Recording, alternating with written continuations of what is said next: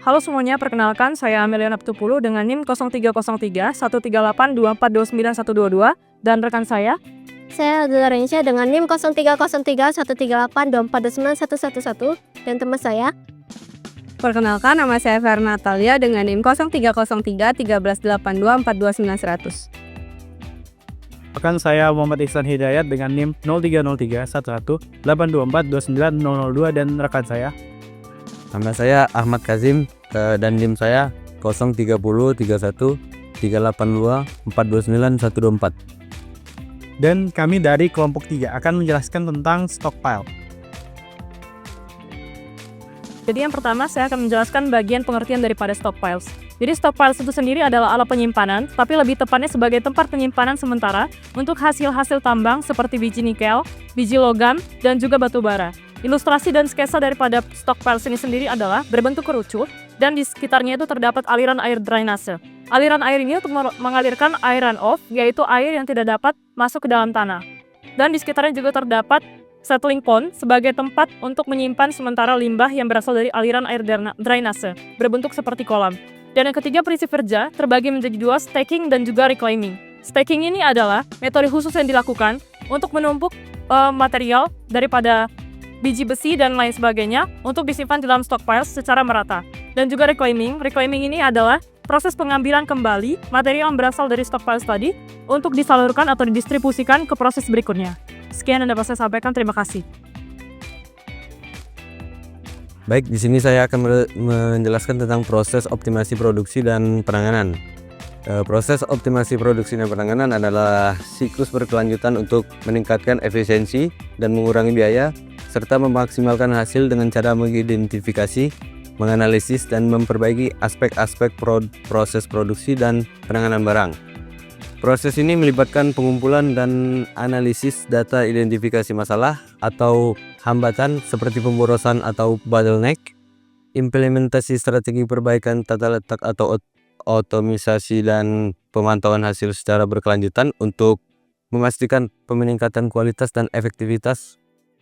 Dan tujuan utamanya itu meningkatkan efisiensi produksi, memaksimalkan output dari sumber daya yang tersedia, mengurangi biaya operasional, meminimalisasi pemborosan dan produktivitas, meningkatkan kualitas produksi. Sekian penjelasan dari saya. Saya akan menjelaskan dasar dan faktor yang menentukan pemilihan lahan pada stockpile. Yang pertama adalah lokasi dan aksesibilitas, di mana kita akan memilih lokasi yang dekat dengan area produksi. Transportasinya bisa lebih mudah dan lebih cepat serta menghemat cost untuk perpindahan. Yang kedua adalah kondisi tanah. Kita akan memikirkan juga kondisi tanah serta daya dukung tanah terhadap beban yang akan diberikan oleh bahan-bahan yang akan disimpan. Hal ini berpengaruh pada proses penyimpanan agar tidak terjadi kejatuhan barang saat disusun, saat disimpan, sehingga tidak terjadi hal-hal yang tidak diinginkan. Lalu kita juga memikirkan topografi, bentuk tanah, dan juga drainase. Hal ini pengaruhi oleh aliran yang akan sepertinya nanti digunakan saat proses pemindahan. Lalu kita juga memikirkan potensi pencemaran. Potensi pencemaran ini penting karena akan kita pikirkan mengikuti daripada bahan-bahan yang akan kita simpan. Hal ini bisa berpengaruh pada kualitas serta daripada jumlah air yang akan ada pada bahan yang kita gunakan, seperti kekuatan angin yang mengikis, lalu juga ada hujan yang bisa jadi terjadi. Hal ini harus difikirkan. Cukup daripada materi faktor-faktor yang bisa saya jelaskan. Aplikasi penyimpanan stockpile pada industri bisa kita lihat pada proses penyimpanan batu bara, biji besi, serta bahan-bahan padat lain yang bisa disimpan secara masif pada tumpukan. Lalu bisa jadi kita juga menggunakannya pada sebuah pabrik. Pada sebuah pabrik ini membutuhkan bahan-bahan yang bisa diakses dengan mudah menggunakan tumpukan bahan-bahan padat yang bisa dipindahkan secara cepat, secara masif, menggunakan konveyor, menggunakan mobil truk, dan sebagainya. Lalu juga kita bisa mengambil contoh daripada penyimpanan pembangkit listrik tenaga uap, yang dimana terdapat lapangan untuk menyimpan bahan-bahan seperti batu bara untuk memanaskan air sehingga menghasilkan uap untuk menggerakkan generator sehingga menghasilkan listrik yang bisa digunakan untuk semua serta mengalirkan listrik tersebut ke semua lingkungan. Itu saja yang dapat saya jelaskan daripada aplikasi dari stockpile. Terima kasih.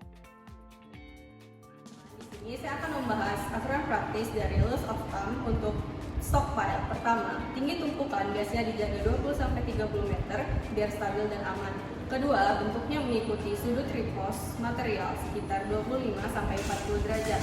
Dan yang ketiga, sisakan jarak antara 3-5 meter dari bangunan atau alat berat.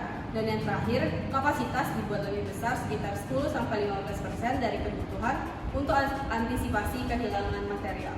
Jadi, aturan praktis ini membantu insinyur bikin stockpile yang aman, efisien, dan gampang dioperasikan. Nah, di sini akan membuat contoh perancangan alat stockpile. Seperti yang diketahui pada contoh soal, diketahui massa batu bara senilai 5.000 ton, massa jenis buk batu bara senilai 8.000 kg per meter kubik, dan derajatnya atau angle of repose senilai 30 derajat. Dan yang ditanya pada soal adalah yang pertama itu adalah jari-jari, dan yang B adalah tinggi kerucutnya. Selanjutnya kita akan menyelesaikan persoalan ini. Yang pertama, kita akan mengonversikan massa dan volumenya. Yang pertama adalah massa. Diketahui pada soal tadi senilai 5.000 ton, lalu kita konversikan menjadi kilo, lalu didapatkan hasil senilai 5 juta kilo. Lalu ada volume yaitu dengan rumus F per densitasnya, lalu kita masukkan saja dari nilai yang diketahui tadi dan didapatkan hasil senilai 6.250 meter kubik. Selanjutnya kita akan menghitung kerucut dari angle of repose ini dengan rumus V sama dengan 1/3 Pi R kuadrat dikali H. Nah, ini kita akan substitusikan dengan tan theta, lalu mendapatkan rumus akhir sama dengan R sama dengan 3Pi per Pi tan theta pangkat 1/3. Lalu ini kita tinggal masukkan angka yang telah diketahui, tetapi jangan lupa untuk mencari hasil dari tan 30 derajat dan didapatkan hasil akhir jari-jari senilai 21,78. Yang kedua yang ditanya itu adalah tinggi kerucutnya. Tinggi kerucut di sini kita menggunakan rumus R tan 30 derajat. R tadi kita sudah ketahui dan sudah kita cari dengan hasil 21,78, lalu kita kali saja dengan tan 30 derajat yaitu senilai 0,57735, lalu mendapatkan hasil akhir 12,58 meter. Sekian penjelasan dari saya, terima kasih. Stockpile berperan penting sebagai sistem penyimpanan material curah dalam industri, terutama untuk menjamin kontinuitas pasokan bahan baku. Keberhasilan pengelola stockpile sangat ditentukan oleh pemahaman terhadap sifat fisik dan kimia material, seperti distribusi partikel, kadar air, dan reaktivitas, yang dapat berubah selama penyimpanan. Oleh karena itu, perancangan dan pengoperasian stockpile harus memperhatikan aspek kestabilan tumpukan, kemampuan